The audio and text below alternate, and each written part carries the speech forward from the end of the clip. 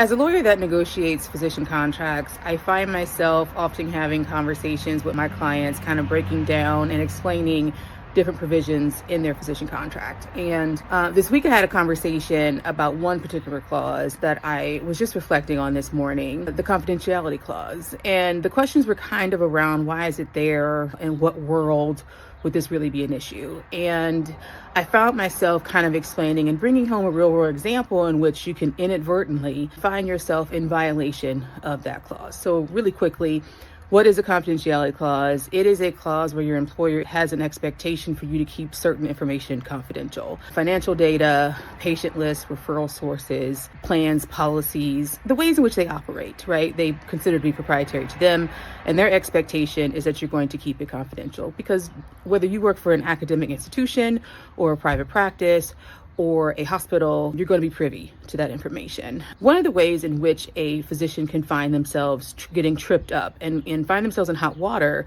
over that clause is whenever you leave a practice and you might be setting up your own practice and you're trying to find ways in which to kind of build up your patient load, attract patients, build up to a point where you were before you left your other job.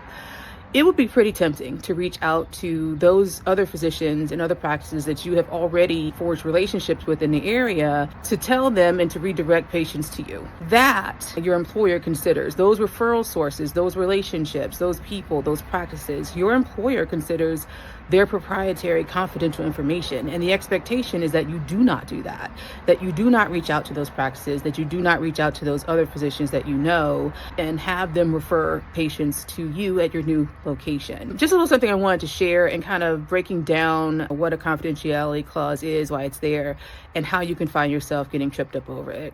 I hope you enjoyed this. I hope you learned something this morning. If you'd like to learn more about other provisions in your contract that you can kind of inadvertently get tripped up over, click the link below and book a free consultation.